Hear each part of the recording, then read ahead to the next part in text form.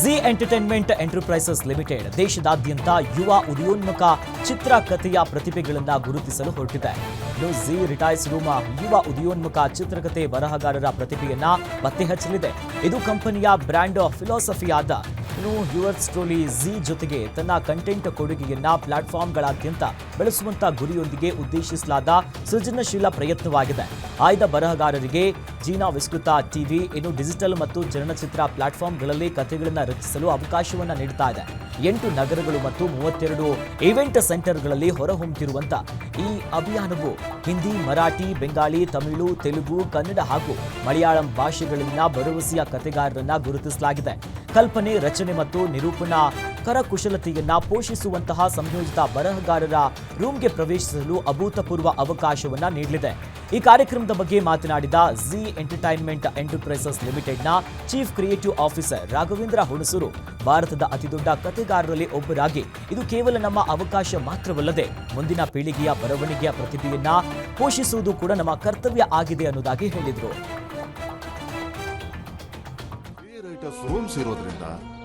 Zee writers room ಇಡೀ ದೇಶದ talented writers ಗೆ ಸಿಗುತ್ತೆ ಝೀ ಅನುಭವಿ ರೈಟರ್ಸ್ ನೊಂದಿಗೆ ಕೆಲಸ ಮಾಡುವ ಅವಕಾಶ. ಥ್ಯಾಂಕ್ ಯು ಅಪ್ಪ. ಆಲ್ ಇಂಡಿಯನ್ ಸೆಲೆಕ್ಷನ್ಸ್ ಪ್ರಾರಂಭ ಜುಲೈ 20ರಿಂದ. ವಿವರಗಳಿಗಾಗಿ ಭೇಟಿ ನೀಡಿ ZRightersRoom.comಗೆ.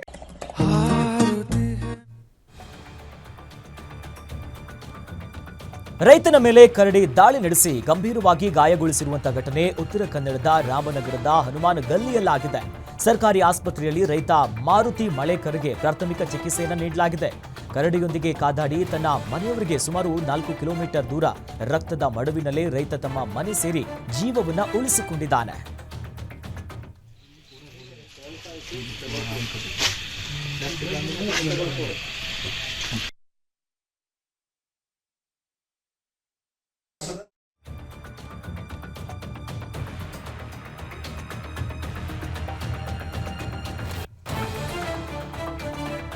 ಖಾಸಗಿ ಬಸ್ ಹಾಗೂ ಗೂಡ್ಸ್ ವಾಹನದ ನಡುವೆ ಡಿಕ್ಕಿಯಾದಂತಹ ಘಟನೆ ಶಿವಮೊಗ್ಗದ ತೀರ್ಥಹಳ್ಳಿ ತಾಲೂಕಿನ ಮೇಗರವಳ್ಳಿ ಬಳಿ ನಡೆದಿದೆ.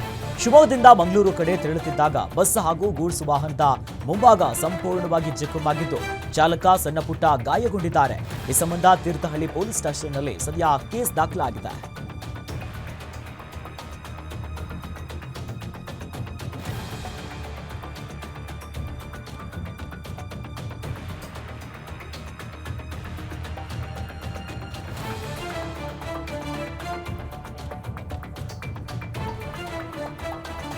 ಕಲಬುರಗಿಯಲ್ಲಿ ಬಿಸಿಯೂಟವನ್ನು ಸೇವಿಸಿ 25 ವಿದ್ಯಾರ್ಥಿಗಳು ಅಸ್ವಸ್ಥಗೊಂಡಿದ್ದು ಜೇವರ್ಗಿ ಸರ್ಕಾರಿ ಆಸ್ಪತ್ರೆಯಲ್ಲಿ ಚಿಕಿತ್ಸೆಯನ್ನು ನೀಡಲಾಗುತ್ತದೆ. ಇನ್ನು ಮಾಹಿತಿ ಪಡೆದ ಲೋಕಾಯುಕ್ತ ಎಸ್ಪಿ ಸಿದ್ದರಾಮಯ್ಯ ದಿಢೀರ್ ಭೇಟಿ ನೀಡಿ ಪರಿಶೀಲನೆಯನ್ನು ನಡೆಸಿದರು. ಈ ವೇಳೆ ಅಸ್ವಸ್ಥಗೊಂಡ ವಿದ್ಯಾರ್ಥಿಗಳಿಂದ ಘಟನೆಯ ಬಗ್ಗೆ ಮಾಹಿತಿಯನ್ನ ಪಡೆದುಕೊಂಡಿದ್ದಾರೆ.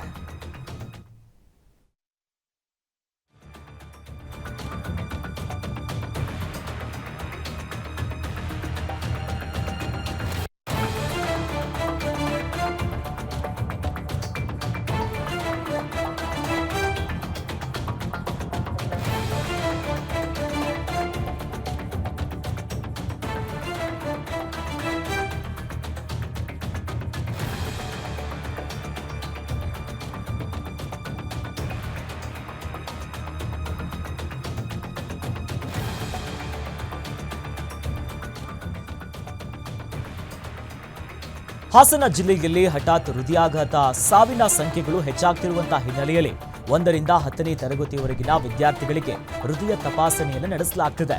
ಜಿಲ್ಲಾ ಆರೋಗ್ಯ ಮತ್ತು ಕುಟುಂಬ ಕಲ್ಯಾಣ ಇಲಾಖೆಯ ವತಿಯಿಂದ ಹೃದಯ ತಪಾಸಣೆಯನ್ನು ನಡೆಸಲಾಗುತ್ತಿದೆ. ಜಿಲ್ಲೆಯಲ್ಲಿರುವಂತಹ ಎಲ್ಲ ಶಾಲೆಯ ವಿದ್ಯಾರ್ಥಿಗಳಿಗೆ ಹೃದಯ ತಪಾಸಣೆ ನಡೆಸುವಂತೆ ಜಿಲ್ಲಾ ಉಸ್ತುವಾರಿ ಸಚಿವ KN ರಾಜಣ್ಣ ಸೂಚನೆಯನ್ನು ನೀಡಿದರು. ಕಳೆದ 1 ವಾರದಿಂದ ಆರೋಗ್ಯ ಇಲಾಖೆಯ ತಂಡಗಳಿಂದ ಜಿಲ್ಲೆಯಲ್ಲಿರುವಂತಹ ಶಾಲೆಗಳಿಗೆ ತೆರಳಿ ಹೃದಯ ತಪಾಸಣೆಯನ್ನು ನಡೆಸಲಾಗುತ್ತಿದೆ. ಇದುವರೆಗೂ 1185 ಶಾಲೆಯ ಬಹಳ ಪ್ರಮುಖವಾಗಿ 56,000 ವಿದ್ಯಾರ್ಥಿಗಳಿಗೆ ಹೃದಯ ತಪಾಸಣೆಯನ್ನು ನಡೆಸಲಾಗಿದ್ದು 112 ವಿದ್ಯಾರ್ಥಿಗಳಿಗೆ ಹೃದಯ ಸಮಸ್ಯೆ ಇರೋ ಪ್ರಾಥಮಿಕ ಮಾಹಿತಿ ಕೂಡ ಹೊರಬಂದಿದೆ. ಸಮಸ್ಯೆ ಕಂಡುಬಂದ ಮಕ್ಕಳಿಗೆ ಹೆಚ್ಚಿನ ಪರೀಕ್ಷೆಗೆ ವೈದ್ಯರು ಶಿಫಾರಸನ್ನ ಮಾಡಿದ್ದಾರೆ.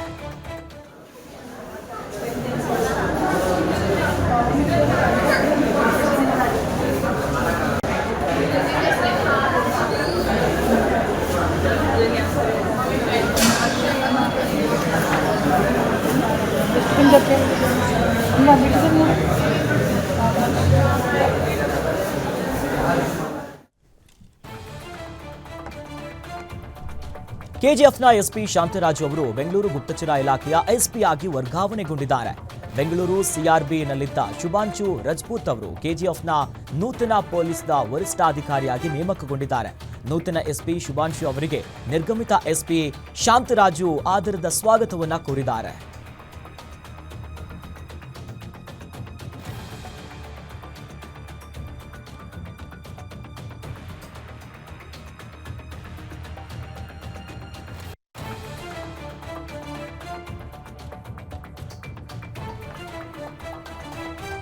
ಬೈಕ್ ಮೇಲೆ ಬೃಹತ್ ಮರದ ಕೊಂಬೆ ಬಿದ್ದಿದ್ದು ಪವಾಡ ಎನ್ನುವಂತೆ ಸವಾರ ಪ್ರಾಣ ಅಪಾಯದಿಂದ ಪಾರಾಗಿದ್ದಾನೆ.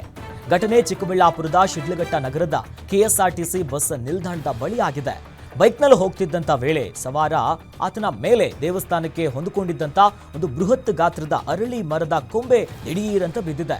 ಗಾಯಾಳುಗಳಿಗೆ ಶಿಡ್ಲಘಟ್ಟ ಸಾರ್ವಜನಿಕ ಆಸ್ಪತ್ರೆಯಲ್ಲಿ ಚಿಕಿತ್ಸೆಯನ್ನ ನೀಡಲಾಗ್ತಿದೆ.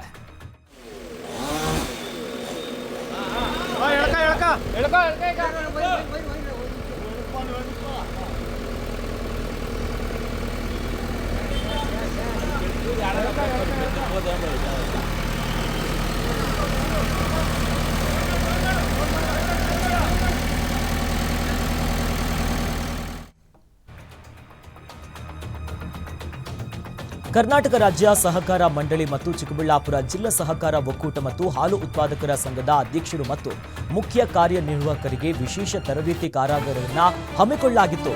ಚಿಂತಾಮಣಿ ಆರ್ಕೆ ಕನ್ವೆನ್ಷನ್ ಹಾಲ್ನಲ್ಲಿ ಏರ್ಪಡಿಸಲಾಗಿದ್ದಂತಹ ಕಾರ್ಯಕ್ರಮದಲ್ಲಿ ಕೋಲಾರ ಚಿಕ್ಕಬಳ್ಳಾಪುರ ಹಾಲು ಒಕ್ಕೂಟದಲ್ಲಿ ಈ ಕ್ಷೇತ್ರದಲ್ಲಿ 10 ವರ್ಷಗಳ ಕಾಲ ಸೇವೆಯನ್ನ ಸಲ್ಲಿಸಿದ ಉಲವಾಡಿ ಬಾಬು ಅವರಿಗೆ ಸನ್ಮಾನವನ್ನು ಮಾಡಲಾಯಿತು. ಈ ವೇಳೆ ಹಾಲು ಉತ್ಪಾದಕ ಘಟಕಗಳಲ್ಲಿ ಸಂಭವಿಸಿರುವಂತಹ ತೊಂದರೆ, ಅವುಗಳ ನಿರ್ವಹಣೆ ಮಾಡುವಂತಹ ವಿಧಾನಗಳ ಬಗ್ಗೆ ತರಬೇತಿಯನ್ನ ನೀಡಲಾಯಿತು.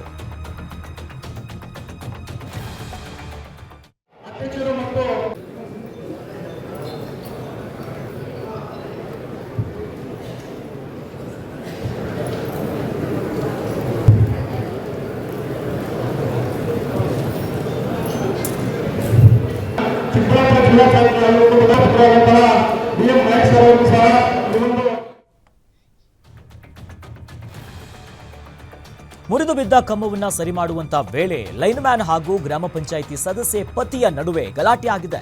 ನೆಲಮಂಗಲ ತಾಲೂಕಿನ ಇಸ್ಲಾಪುರದಲ್ಲಿ ಈ ಘಟನೆ ಆಗಿರೋದು. ಸದಸ್ಯೆ ಮೆಹತಾಬ್ ಪತಿ ಇಫಾಯತ್ ಖಾನ್ ಲೈನ್ ಮ್ಯಾನ್ ಮಧು ಮೇಲೆ ಹಲ್ಲೆ ನಡೆಸಿರುವಂತ ಆರೋಪವನ್ನು ಕೇಳಿಬಂದಿದೆ. ಸರ್ಕಾರಿ ಕೆಲಸಕ್ಕೆ ಅಡ್ಡಿ ಮಾಡಿ ಅವಾಚ್ಯ ಶಬ್ದವನ್ನ ಬಳಸಿ ಕಬ್ಬಿಣದ ರಾಡ್ ನಿಂದ ಹಲ್ಲೆ ನಡೆಸಲಾಗಿದೆ ಅನ್ನೋದಾಗಿ ಆರೋಪ ಮಾಡಲಾಗ್ತಿದೆ. ಇನ್ನು ಗಾಯಾಳು ಲೈನ್ ಮ್ಯಾನ್ ಮಧುಗೆ ಖಾಸಗಿ ಆಸ್ಪತ್ರೆಯಲ್ಲಿ ಚಿಕಿತ್ಸೆಯನ್ನ ನೀಡಲಾಗ್ತಿದೆ. ಈತ ದೂರು ದಾಖಲಾಗ್ತಿದ್ದಂತೆ ಈತ ಇಫಾಯತ್ ಖಾನ್ ಎಸ್ಕೇಪ್ ಆಗಿದ್ದಾನೆ. ಸದ್ಯ ನೆಲಮಂಗಲ ಗ್ರಾಮಾಂತರ ಪೊಲೀಸ್ ಠಾಣೆಯಲ್ಲಿ ಪ್ರಕರಣ ದಾಖಲಾಗಿದೆ.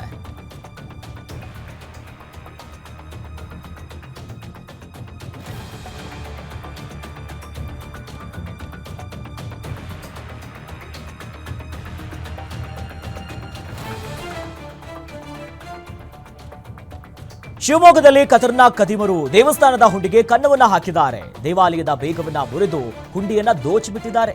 ಕೋಟೆಗಂಗೂರಿನ ಅಂಜಪ್ಪಸ್ವಾಮಿ ದೇವಸ್ಥಾನದಲ್ಲಿ ಘಟನೆ ನಡೆದಿದೆ. ಹುಂಡಿಯಲ್ಲಿದ್ದಂತ ಸುಮಾರು 50,000ಕ್ಕೂ ಹೆಚ್ಚು ಹಣವನ್ನ ಕದ್ದು ಈ ಕಳ್ಳರು ಎಸ್ಕೇಪ್ ಆಗಿದ್ದಾರೆ. ದೇವಸ್ಥಾನಕ್ಕೆ ಕನ್ನ ಹಾಕಿದ ದೃಶ್ಯ ಸಿಸಿಟಿವಿ ಕ್ಯಾಮೆರಾದಲ್ಲಿ ಸೆರೆಯಾಗಿದೆ. 3 ಜನ ಖದೀಮರು ಈ ಕೃತ್ಯದಲ್ಲಿ ಭಾಗಿಯಾಗಿರುವುದು ಗೊತ್ತಾಗಿದೆ. ಈ ಸಂಬಂಧ ಶಿವಮೊಗ್ಗ ಗ್ರಾಮಾಂತರ ಪೊಲೀಸ್ ಠಾಣೆಯಲ್ಲಿ ಪ್ರಕರಣ ದಾಖಲಾಗಿದೆ.